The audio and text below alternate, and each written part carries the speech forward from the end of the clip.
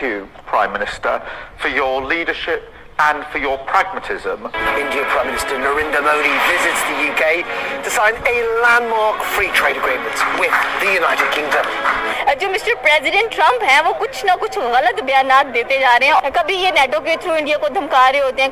भारत और United kingdom जो है उन्होंने फ्री ट्रेड्स एग्रीमेंट जो है वो साइन कर लिया है। This is the biggest and most economically significant trade deal that the UK has made since leaving the EU. कि उस रवैये से बिल्कुल अलग है जहां वो अक्सर टैरिफ की धमकी देकर और मनमानी समय सीमा तय करके व्यापार समझौतों को जल्दबाजी में पूरा करना चाहते हैं। भारत ब्रिटेन डील दिखाती है कि धैर्य और रणनीतिक सोच से बेहतर परिणाम मिलते हैं। इसके बदले इंडिया को जो मिला है वो ये है कि 99% of India's goods and commodities that will have literally zero duty access to the British market. Bharat और पाकिस्तान के बीच में ये जो सारा था ना, एक तो उन्होंने पहलगाम का भी जिक्र किया। उन्होंने कहा भाईजान पहलगाम वाला जो खाता है ना, इसमें हमें हम आपको आपने हमारा साथ दिया, बहुत शुक्रिया। अगर पीएम मोदी की कूटनीति को देख पाकिस्तान का तनाव बढ़ा हुआ है।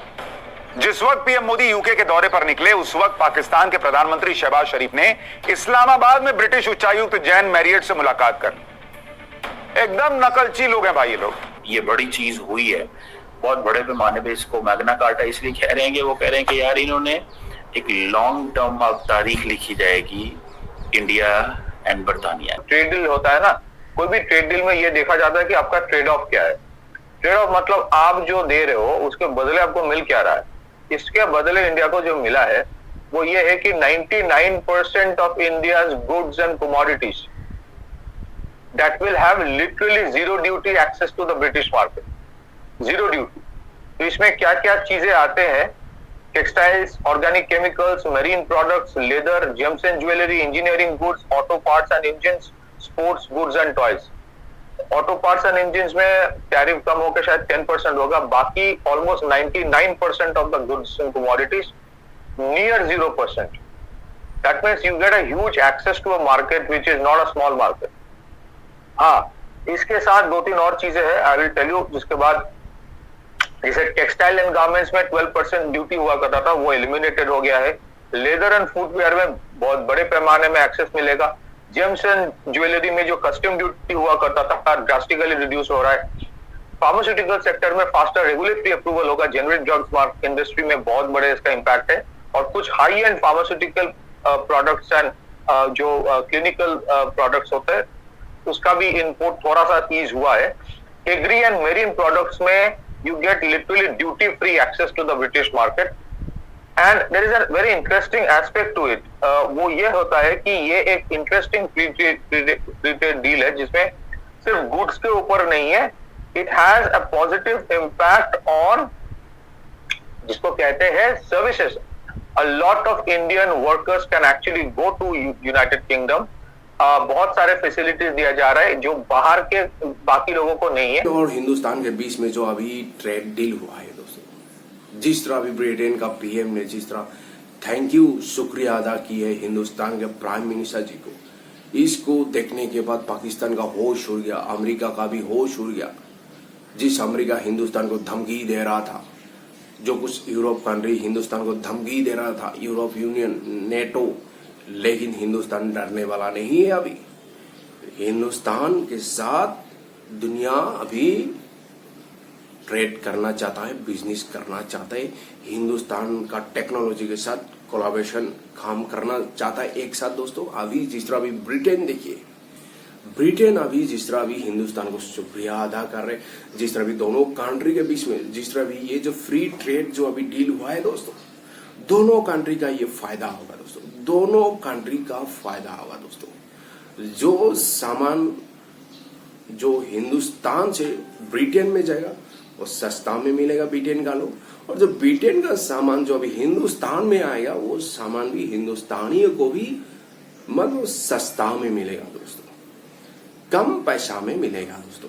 किंगडम जो है उन्होंने फ्री ट्रेड्स एग्रीमेंट जो है वो साइन कर लिया है और कहा जा रहा है कि दैट्स वेरी सिग्निफिकेंट एग्रीमेंट। और इसमें आप ये समझ लें कि ये हुआ तब है जब प्राइम मिनिस्टर मोदी जो है वो यूके के अंदर मौजूद हैं हमने इसके ऊपर पहले बात की थी, लेकिन सबसे इंपॉर्टेंट चीज है ऑप्टिक्स। ऑप्टिक्स बड़ी इंपॉर्टेंट है किसी भी रिलेशनशिप के अंदर, या किसी भी आप समझ लें कि उसमें आपकी ऑप्टिक्स जो होती है ना, उसकी बहुत वैल्यू होती है कि ऑप्टिक्स किस तरह की है। नरेंद्र मोदी को बड़ा एक्स्ट्राऑर्डिनरी जो है वो वेलकम किया गया है। अगर आप देखें जो ये आप देख लें कि he has not been invited to 10 Downing Street में, मेरा ख्याल है वो नहीं थे। That is important thing, इसको अंडर एस्टिमेट नहीं किया जाना चाहिए कि he has not been invited at the 10 Downing Street. He has been invited, you know, at a different place.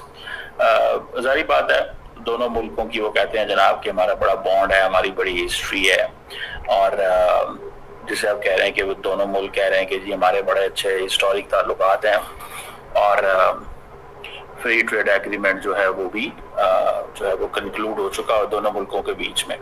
So that is something जो एक चीज बताता है कि दोनों मुल्क जो है वो एक लॉन्ग टर्म पार्टनरशिप की बात कर रहे हैं, लॉन्ग टर्म पार्टनरशिप की बात करते हैं। और ये जो फ्री ट्रेड एग्रीमेंट है, इसमें मैंने पहले आपको बताया था कि ऑलमोस्ट एवरी इंडियन प्रोडक्ट जो है वो मजे मारेगी वहां पर, लेकिन नरेंद्र मोदी साहब ने जो खालिस्तानी एक्सट्रीमिस्ट हैं पन्नू और उनके जितने भी एसोसिएट्स हैं, उनके खिलाफ वो कहते हैं जी हमें इनके खिलाफ एक्शन लें। और ये चीज जो है वो इंडिया कहता है कि हमारे लिए बड़ी इंपॉर्टेंट है।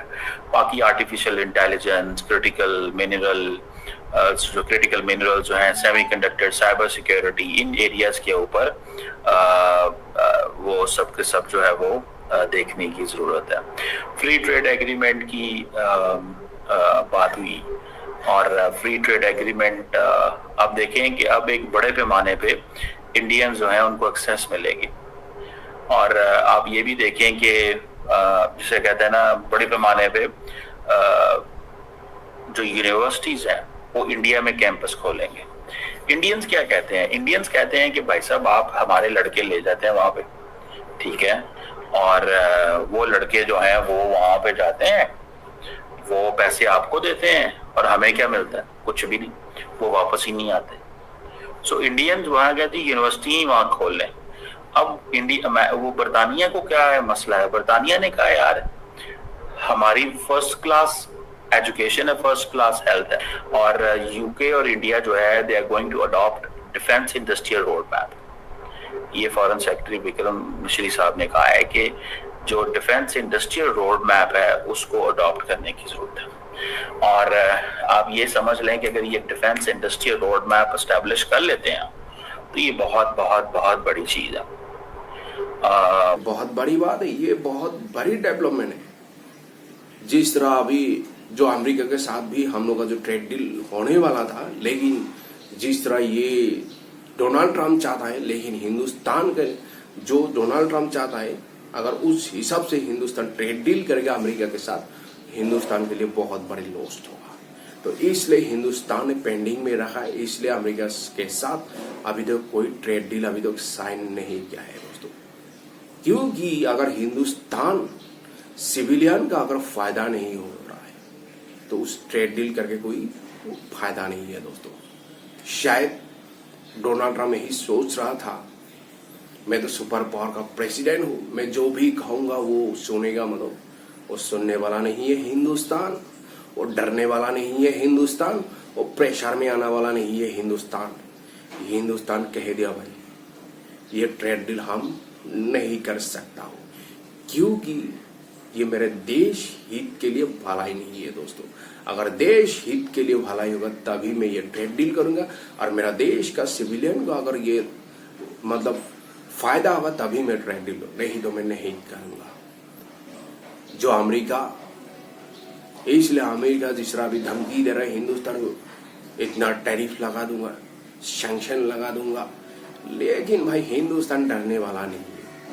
अभी हिंदुस्तान, यूरोप यूनियन ने सैंक्शन लगा दिया, जो यूरोप यूनियन हिंदुस्तान से वो क्रूड ऑयल मतलब खरीद रहा था, लेकिन हिंदुस्तान ने कह दिया भाई कोई फर्क नहीं पड़ता है भाई, वो तेल हम बेचेंगे भाई अफ्रीका महादेश में, अफ्रीका में बेचेंगे हम, आप नहीं लेगा ठीक है, आप सैंक्शन लगा दीजिए, हम अफ्रीका में बेचेंगे। अभी देखिए यूरोप जो यूनियन जो सैंक्शन लगाया ना हिंदुस्तान पर, वो भी घुटने अटैक में आएगा, क्योंकि 2 दिन में सफाई दिया था ना, कहा था ना हमने हिंदुस्तान पर सैंक्शन नहीं लगाया, हमने रशिया पर लगाया।